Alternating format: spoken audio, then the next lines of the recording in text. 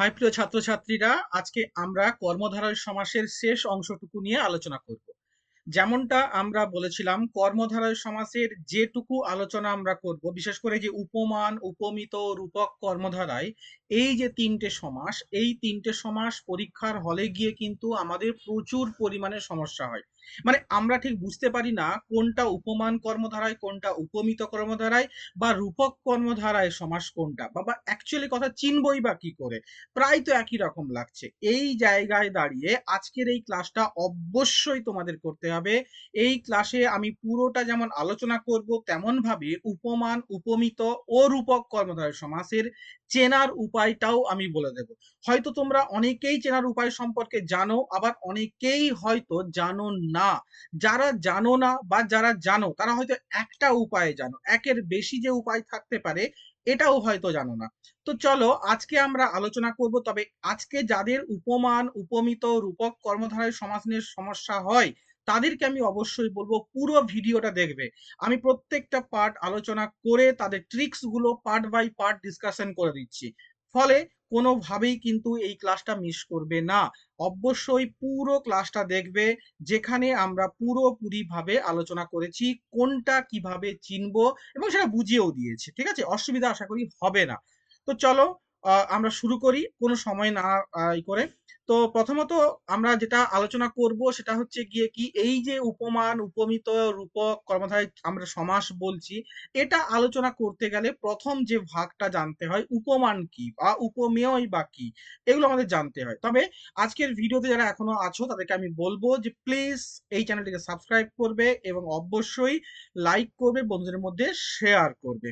আর যারা ফেসবুক থেকে দেখছো তারা অবশ্যই ফেসবুক চ্যানেলটিকে ফলো করো এবং অবশ্যই চেষ্টা করো লাইক করতে। বা তোমার যদি কোনো কমেন্ট থাকে, কোনো কিছু জানানোর থাকে, সেটাও তোমরা জানো, স্যার এই বিষয়ে ভিডিও করে দিন বা স্যার এই বিষয়ে একটা ক্লাস নিয়ে নিন, তাহলে আমি সেটাকেও আমরা করার চেষ্টা করব। ঠিক আছে, তো চলো উপমানটা কি দেখো। আমরা যখন কোনো কিছুর সঙ্গে কাউকে তুলনা করি, ধরো তুমি তোমার দুজন বন্ধু, একজনের নাম ধরলাম কাকলি, আরেকজনের নাম ধরলাম সুস্মিতা। তো সুস্মিতা আর কাকলি এই দুজনের মধ্যে তুলনা করছি এই কারণে, ধরো দুজনেই হচ্ছে ক্লাস 10-এ পড়ে। তো এখন কথা হলো, আমি বললাম সুস্মিতা কাকলির মতোই ক্লাস 10-এ পড়ে। তা আমি যখন বলছি সুস্মিতা কাকলির মতোই ক্লাস 10-এ পড়ে, তখন কিন্তু সুস্মিতাকে তুলনা করছি কার সঙ্গে? কাকলির সঙ্গে তুলনা করছি। এবং কেন তুলনা করছি? কারণ দুজনেই ক্লাস 10-এ পড়ে। এই যে একজনের সঙ্গে আরেকজনকে তুলনা করছি এবং তাদের মিলের জন্য, তাদের স্পেসিফিক কোনো একটা মিলের জন্য তুলনা করছি, এই জায়গায় দাঁড়িয়ে এই চারটি বিষয় কিন্তু আমাদের আসে। যখন কারো সঙ্গে কাউকে তুলনা করছি, অর্থাৎ যার সঙ্গে আমি তুলনা করছি, যার সাথে আমি তুলনা করছি, তাকে বলছি উপমান। আর যাকে তুলনা করছি তাকে বলছি গিয়ে কি না, উপমেয়। আবারও বলছি, যার সঙ্গে আমি তুলনা করছি, কার সঙ্গে? না কাকলির সঙ্গে তুলনা করছি। কাকে তুলনা করছি? না সুস্মিতাকে তুলনা করছি। যে সুস্মিতা কাকলির মতোই ক্লাস 10-এ পড়ে, তাহলে কাকলির সঙ্গে তুলনা করছি। যার সঙ্গে তুলনা করছি সে হচ্ছে উপমান, তাহলে কাকলি এখানে উপমান। আর সুস্মিতা হলো গিয়ে কি উপমেয়। কেন তুলনা করছি? তাদের মধ্যে স্পেসিফিক একটা মিল আছে, এর মধ্যে একটা কোনো একটা স্পেসিফিক গুণ বা নির্দিষ্ট কোনো একটা ধর্ম ইত্যাদি মিল আছে বলে। যে মিলটার জন্য তাদের মধ্যে তুলনা করছি তাকে আমরা বলছি সাধারণ ধর্ম। অর্থাৎ উপমান এবং উপমেয় এই দুজনের মধ্যে যখন কোনো একটা স্পেসিফিক কি দেখি, মিল দেখি, সেই যে মিলটা, সেই যে গুণটা যার জন্য তাদের মধ্যে তুলনা করছি তাকে আমরা বলছি সাধারণ ধর্ম। আর স্বাভাবিক ব্যাপার, অ্যাজ ইউজুয়াল, যে যার শব্দ দ্বারা আমি তুলনা করা বোঝাচ্ছি, যে মতো, ন্যায় ইত্যাদি, এই শব্দগুলোকে আমরা বলছি তুলনাবাচক শব্দ। এটা আমাদের একটু জানতেই হয়, না জানলে আমরা পরের ক্লাসটা করতে পারি না। আবার যারা মাধ্যমিক পরীক্ষা দেবে, যারা বোর্ড এক্সাম দিচ্ছ, তাদের জন্য কিন্তু এই উপমান কাকে বলে, উপমেয় কাকে বলে, সাধারণ ধর্ম কাকে বলে, স্পেসিফিক এগুলো কিন্তু ভিভিআই, তারা একটু লিখে রাখো, এই তিনটে কিন্তু ভিভিআই। পারলে তুলনাবাচক শব্দটাও করে রেখো, এটা কিন্তু এগুলো কিন্তু পরীক্ষায় স্পেসিফিক 1 নম্বরের প্রশ্ন আছে। যারা মাধ্যমিক পরীক্ষা দিচ্ছ 2.4 চার দুইয়ের যে 4-এর দাগের যে প্রশ্নগুলো থাকে, আমাদের 8টা প্রশ্ন করতে হয়, তাদের জন্য কিন্তু এই প্রশ্নটা ইম্পর্টেন্ট। আর যারা কম্পিটিটিভ এক্সামের জন্য দিচ্ছ তাদের তো অবশ্যই ঘুরিয়ে দেবে, যে যার সঙ্গে তুলনা করা সেটা হচ্ছে উপমান, উপমেয়, এইভাবে কিন্তু তোমাদের অপশন দিতে পারে। দ্যাটস ওয়াই এটা একটু জানতে হবে। এরপরে যে জিনিসটা নিয়ে আমাদের সমস্যা, যে জিনিসটা আমাদের বুঝতে গিয়ে বা পড়তে গিয়ে সমস্যা হয়, সেটা হচ্ছে গিয়ে কি না উপমিত কর্মধারায়, উপমান কর্মধারায় এবং রূপক কর্মধারায় চেনা এবং জানা। একটু সংজ্ঞাটা দুটো আলোচনা করি, তারপর ট্রিক্সে আসছি। মানে সরাসরি ট্রিক্সে আমি আসছি না। উপমিত কর্মধারয় সমাস, সাধারণভাবে এইটুকু মাথায় রাখো, উপমান কর্মধারয় সমাস হোক, উপমিত কর্মধারয় সমাস হোক, যাই হোক না কেন, উভয় ক্ষেত্রেই কিন্তু একটি বিষয় অবশ্যই মিল পাবে। সেটা হচ্ছে উপমিত কর্মধারয় সমাস হলে পূর্বপদ উপমেয় হবে, উপমান কর্মধারয় সমাস হলে পূর্বপদ উপমান হবে। এটা একটু মাথায় ঢুকিয়ে নাও, কারণ বিকজ অফ এটা আমাদের পরীক্ষায় অনেক সময় দেয় যে উপমান কর্মধারয় সমাসে পূর্বপদ কি, উপমিত কর্মধারয় সমাসে পূর্বপদ কি, এগুলো কিন্তু পরীক্ষায় দিয়ে থাকে। তো দ্যাটস ওয়াই এটা একটু মাথায় রাখো। একবার সহজভাবে, উপমান কর্মধারয় সমাস হলে পূর্বপদ উপমান হবে এবং উপমিত কর্মধারয় সমাস হলে পূর্বপদ উপমেয় হবে। পরেরটা কি হবে, পরপদ কি হবে সেটা আমাদের আলাদা হতে হবে, কিন্তু পূর্ব পদগুলো কিন্তু যে সমাস বলবে, উপমান হলে উপমান হবে পূর্বপদ, উপমিত বললে পূর্বপদ উপমেয় হবে। ক্লিয়ার? এটা আশা করি কারো সমস্যা হওয়ার কথা নয়। এটা কিন্তু শর্ট প্রশ্ন দেয়, প্লিজ লিখে নি খাতায়, ঠিক আছে? আমি যেমনটা প্রতি ক্লাসে তোমাদের বলি যে ক্লাস করার আগে কিন্তু অবশ্যই কি করবে না পেন এবং পেন্সিল নিয়ে বসবে, পেন কলম নিয়ে বসো, প্রশ্নগুলো লেখো, উত্তরগুলো পারলে লিখে রেখো, ঠিক আছে? অন্তত প্রশ্নও তুলে রাখো যাতে তোমাদের পরে অ্যান্সার করতে সুবিধা হয়। তো সংজ্ঞাতে এলে আমাদের যেটা হয় সাধারণভাবে, উপমিত কর্মধারয় সমাস কাকে বলে? তাহলে আমি কি বললাম, পূর্বপদ সবসময় কি হবে না উপমেয়, উপমেয় হবে। তাহলে যে কর্মধারয় সমাসে পূর্বপদ উপমেয় এবং পরপদ উপমান হয়, উপমিত কর্মধারয় সমাস কি বলছে, পূর্বপদ উপমেয় এবং পরপদ কি হবে উপমান হবে, এবং তাদের মধ্যে একটা সাধারণ ধর্ম যেটা থাকছে, যে যে ধর্মটার জন্য আমরা তাদের মধ্যে মানে তুলনা করছি, সেই ধর্মটা কিন্তু এখানে অনুপস্থিত থাকবে। অর্থাৎ যে কর্মধারয় সমাসে পূর্বপদ উপমেয় এবং পরপদ উপমান হয় এবং তাদের মধ্যে তুলনা করা বোঝায়, কিন্তু তাদের মধ্যে যে সাধারণ ধর্ম ছিল সেটা কিন্তু থাকবে না, সেটা অনুপস্থিত থাকবে। সেই কর্মধারয় সমাসকে বলছি উপমিত কর্মধারয় সমাস। এবার একটা কথা শোনো, এইখান থেকে একটি শর্ট প্রশ্ন আসে। কি শর্ট প্রশ্ন আসে? সেটা হচ্ছে উপমিত কর্মধারয় সমাসে, উপমিত লিখে না, উপমিত কর্ম ধারয় সমাসে কোন পদ অনুপস্থিত থাকে? ঠিক আছে, এটা একটু লিখে নাও, বিকজ অফ এটা আমাদের অনেক সময় পরীক্ষায় দিয়ে থাকে। কি অনুপস্থিত থাকে? সাধারণ ধর্ম অনুপস্থিত থাকে, সাধারণ ধর্ম এখানে থাকে না। যেমন ধরো মুখ চন্দ্রের ন্যায়। আচ্ছা, আমি কি করছি, মুখটাকে চাঁদের সঙ্গে তুলনা করছি, মুখটাকে চাঁদের সঙ্গে তুলনা করি, তাহলে যাকে তুলনা করছি সে হচ্ছে কি উপমেয়। তার মানে কি মুখের সঙ্গে মুখকে চাঁদের সঙ্গে তুলনা করছি, মুখ চন্দ্রের ন্যায় চাঁদের মতো, তাহলে মুখ হচ্ছে এখানে গিয়ে কি উপমেয়। তাহলে এখানে সংজ্ঞাতে কি ছিল, পূর্বপদ কি হয় উপমেয়, তাহলে এখানে ঠিক আছে উপমেয়। আর পরপদ কি না উপমান হয়, তাহলে যার সঙ্গে তুলনা তাকে আমরা কি বলি, উপমান বলি। তাহলে চন্দ্র বা চাঁদ হলো এখানে গিয়ে কি না উপমান। তাহলে ঠিক আছে, যে যে কর্মধারয় সমাসে পূর্বপদ উপমেয় এবং পরপদ উপমান হয়, তাদের মধ্যে সাধারণ ধর্ম থাকে না এবং পরপদে প্রাধান্য পায়, তাকে বলছি আমি উপমিত কর্মধারয় সমাস। ক্লিয়ার? আর উপমান কর্মধারয় সমাস তাহলে কাকে বলবো আমরা, না যে কর্মধারয় সমাসে পূর্বপদ কি হবে, কি হবে উপমান, যে কর্মধারয় সমাসে পূর্বপদ উপমান, কিন্তু কিন্তু পরপদ কিন্তু এখানে উপমেয় হবে না, এখানে পরপদ কি হবে সাধারণ ধর্ম হবে, এখানে উপমেয় থাকে না। উপমান কর্মধারয় সমাসে কি থাকে না, সাধারণ ধর্ম থাকে, কিন্তু উপমেয় থাকে না। সেই কর্মধারয় সমাসকে বলবো উপমান কর্মধারয় সমাস। যেমন গো ন্যায় বেচারা, গো বেচারা, গো মানে গরু, গরুর মতো বেচারা, তাকে বলছি গো বেচারা। তাহলে দুটো জিনিস আমরা জানলাম, উপমিত কর্মধারয় সমাস, উপমান কর্মধারয় সমাস। উপমিত কর্মধারয় সমাসে কি বলেছি, পূর্বপদ হবে উপমেয়, পরপদ হবে উপমান। উপমান কর্মধারয় সমাসে কি বলেছি, পূর্বপদ হবে কি উপমান আর পরপদ হবে সাধারণ ধর্ম। আচ্ছা, উপমিত কর্মধারয় সমাসে কি অনুপস্থিত থাকে, না সাধারণ ধর্মের অনুপস্থিত থাকে। যদি বলে একই রকম ঘুরিয়ে কোশ্চেন করা হয়, উপমান কর্মধারয় সমাসে কি অনুপস্থিত থাকে, প্রশ্ন লিখে নাও, উপমান কর্মধারয় সমাসে কোন পদ অনুপস্থিত থাকে? উত্তর হবে উপমেয় অনুপস্থিত থাকে। এখানে উপমেয়কে আমরা দেখতে পাই না। তাহলে কোশ্চেনটা কি হবে না, কোন উপমান, কোন না লিখে উপমান কর্মধারয়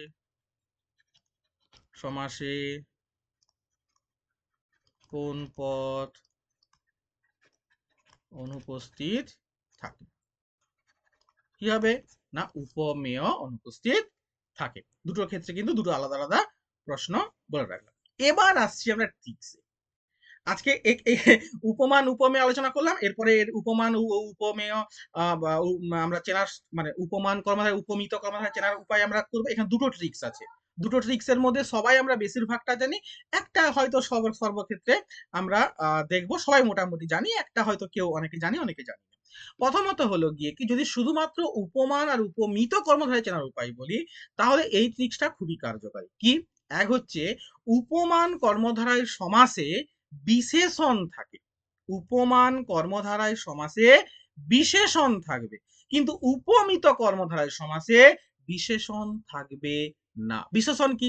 বিশেষণ হচ্ছে বিশেষ্য, অর্থাৎ যার নাম বোঝাচ্ছে তার দোষ, গুণ, অবস্থা, রূপ ইত্যাদিকে যখন বোঝানো হয়, তখন তাকে আমরা বলছি গিয়ে কি না বিশেষণ। ঠিক আছে? কিন্তু তা কি বলেছি না, উপমান কর্মধারয় সমাসে কি থাকবে না বিশেষণ থাকবে, কিন্তু উপমিত কর্মধারয় সমাসে বিশেষণ থাকবে না। চলো এই জায়গায় এসে কয়টা উদাহরণ দেখা যাক। সিংহ শিশু। আচ্ছা, সিংহ আর শিশু দুটোর মধ্যে কোনটা বিশেষ্য কোনটা বিশেষণ? সিংহ বলতে কি বোঝায়? একটা পশুর নাম বোঝাচ্ছে, তাহলে এটা হবে গিয়ে কি না বিশেষ্য। শিশু এটাও একজনকে বোঝাচ্ছে, তাহলে এটাও হবে বিশেষ্য। তাহলে এখানে কোনো বিশেষণ নেই, তাহলে যেহেতু বিশেষণ নেই তাহলে এটা কি হবে না উপমিত। আবার দেখো, হরিণ চপল। হ্যাঁ, হরিণ বলতে এটা একটা কি একটা পশুর নাম, তাহলে এটা বিশেষ্য। আর চপল, চপল বলতে কি বোঝায়? চপল বলতে বোঝায় চঞ্চল, অর্থাৎ চঞ্চলতা কি একটি গুণ, তাহলে এটা হচ্ছে গিয়ে কি না বিশেষণ, তাই না? বিশেষণ। তাহলে এটা কি না, যেহেতু একটি বিশেষ্য আর একটা বিশেষণ আছে, তাহলে যেখানে বিশেষণ থাকবে সেটা কি উপমান কর্মধারয়, তাহলে এটা হলো গিয়ে কি উপমান কর্মধারয়ের সমান। আবার দেখো, তুষার শীতল। তুষার কি? তুষার বলতে বরফকে বোঝাচ্ছে, তাহলে এটা কি বিশেষ্য, এটা বিশেষ্য। শীতল কি? শীতল হচ্ছে একটা গুণ, হ্যাঁ, তাহলে সেটা হচ্ছে গিয়ে কি না বিশেষণ। তাহলে এটা হবে, এটা কি হবে না উপমান। যেখানে বিশেষণ আছে, যেখানে বিশেষণ নেই সেটা হবে গিয়ে কি উপমিত। এটা কি ফুল? এটা একটা নাম বোঝাচ্ছে, তাহলে বিশেষ্য। আর বাড়ি কি? এটাও একটা থাকার জায়গা, অর্থাৎ নাম বোঝাচ্ছে, এটাও বিশেষ্য। তাহলে এটা কি হবে না উপমিত। তাহলে একটা ফার্স্ট ট্রিক্স হচ্ছে, আমি যখন সমাসবদ্ধ পদ দেখব, সেই সমাসবদ্ধ পদে যদি বিশেষণ থাকে তাহলে উপমান কর্মধারয় সমাস, আর যদি সেখানে কোনো কি না থাকে না বিশেষণ না থাকে, তাহলে সেটাকে বলবো উপমিত কর্মধারয় সমাস। হলো ট্রিক্স নাম্বার 2। 2 নম্বর ট্রিক্স। 2 নম্বরটা কি না, যদি আমি দেখি, এটা সবাই মোটামুটি আমরা যারা পড়াশোনা করেছি তারা সবাই জানি, বা স্কুলের স্যাররাও বলে থাকেন, সেটা হচ্ছে গিয়ে কি না উপমান কর্মধারয় সমাসে সবসময় সত্যতা থাকে, অর্থাৎ তুলনাটা সবসময় সত্য হয়। আর উপমিত কর্মধারয় সমাসে মিথ্যা থাকবে, অর্থাৎ তুলনাটা মিথ্যা হয়। কি রকম? দেখো, সিংহ শিশু, আগের উদাহরণ দিচ্ছি, সিংহ শিশু। তাহলে কোন শিশু কি সিংহের মতো হতে পারে? হতে পারে না, কোন শিশুই সিংহের মতো হতে পারে না, তাহলে তুলনাটা মিথ্যা। তাহলে মিথ্যা মানে হচ্ছে উপ উপমিত। হরিণ চপল, হরিণ চপল, তাই না? অর্থাৎ সেই যে চপলতাটা, অর্থাৎ সেই কেউ কোনো চঞ্চল মানুষ হতেই পারে, মানুষ খুব চঞ্চল হতেই পারে, হরিণ যেমন চঞ্চল, সে একটা বাচ্চা বা শিশু সেও খুব চঞ্চল হতে পারে, তাহলে এই তুলনা মোটামুটি সত্যতা আছে। তার মানে এটা হলো গিয়ে কি উপমান। আবার ধরো, তুষার শীতল। শীতল অর্থাৎ তুষার যে বরফটা ঠান্ডা, তার মানে কি জিনিসটা সত্য, সত্য তুলনা বলছে, সত্য ভাবে তুলনিত করছে, তাহলে এটা হবে গিয়ে কি উপমান। আবার ধরো, ফুল বাড়ি। কারো বাড়ি কি ফুলের হতে পারে নাকি? হতে পারে না, অর্থাৎ পুরো বাড়িটা ফুল ফুল তো হতে পারে না, সেই জন্য তাকে বলছি তুলনাটা মিথ্যা, তাই এটাকে বলছি উপমিত। আশা করি মনে থাকবে। অর্থাৎ যদি দুটো ট্রিক্স আমরা জানলাম, উপমান আর উপমিত যে কর্মধারয় সমাস চেনার উপায়, একটা হচ্ছে গিয়ে কি না, যদি সত্যি তুলনা হয় তাহলে সেটা হচ্ছে গিয়ে কি উপমান, যদি মিথ্যা তুলনা হয় তাহলে সেটা উপমিত। আর কি, যদি বিশেষণ থাকে তাহলে সেটা উপমান, আর যদি বিশেষণ না থাকে তাহলে সেটা উপমিত। ক্লিয়ার? আশা করি আজকের পড়া তোমাদের কারো উপমান কর্মধারয় সমাস, উপমিত কর্মধারয় সমাস অসুবিধে হবে না। নেক্সট যেটা আমরা করব সেটা হচ্ছে রূপক কর্মধারয়। রূপক কর্মধারয় সমাস যখন আলোচনা করছি তখন আমরা ফার্স্ট ধরো কাকে বলে। এখানে কিন্তু যারা মাধ্যমিক পরীক্ষা আছে তাদের জন্য একটি অর্থ খুব ইম্পর্টেন্ট, সেটা হচ্ছে অভেদ কল্পনা। অর্থাৎ যে কর্মধারয় সমাসে উপমেয় এবং উপমানের মধ্যে কি কি, উপমেয় এবং উপমানের মধ্যে পূর্বপদ উপমেয় পরপদ উপমান, তাদের মধ্যে অভেদ কল্পনা করা হয় তাকে বলছি আমরা রূপক কর্মধারয় সমাস। এ তো সংজ্ঞার জন্য ঠিক আছে, অভেদ কল্পনা, অভিন্ন কল্পনা, ঠিক আছে, এটা যদি বুঝতে পেরে যায় খুব ভালো। আঁখি রূপ পাখি, আঁখির সঙ্গে পাখি না পাখি আঁখি, কোনটার সঙ্গে যে কোনটা তুলনা করছে ঠিক বুঝতে পারছি না, অভেদ একটা কল্পনা করছি আমরা। এটা যদি বুঝতে পেরে যায় ঠিক আছে, কিন্তু যদি বুঝতে না পারি, যেটা সাধারণত আমাদের প্রত্যেক স্টুডেন্টদের জন্য হয়ে থাকে, কোনটা কোন সমাজ ঠিক বুঝতে পারি, তখন আমরা কি করব? সেই জন্য একটা ট্রিক্স আছে, সেটা হচ্ছে গিয়ে কি না, একটি দৃশ্যমানতা থাকবে, একটি দৃশ্যমানতা থাকবে না।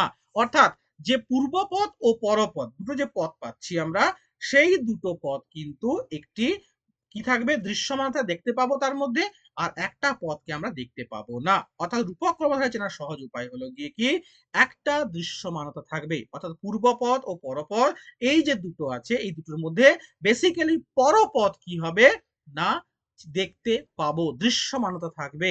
একটি বলতে এখানে আমি কি বলবো না, পরপদ। পরপদ কি হবে, দৃশ্যমান থাকবে, কিন্তু পূর্বপদ অন্যটির মানে পূর্বপদ, পূর্বপদ কিন্তু আমরা দেখতে পাবো না, অনুমান করতে হয়, আমরা ফিল করতে পারি। ঠিক আছে, যেমন ধরো মন মাঝি, মন রূপ মাঝি, মাঝিকে আমরা দেখতে পাই, মনকে কখনো দেখতে পাই, এটাকে অনুভব করতে হয়।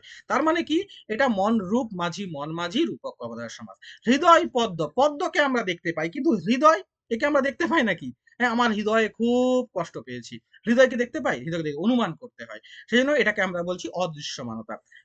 বিপদ সিন্ধু, সিন্ধু অর্থাৎ সমুদ্রকে দেখতে পাই, কিন্তু বিপদকে আমরা দেখতে পাই, এটা বুঝতে হয় যে বিপদ এসেছে, তাই না?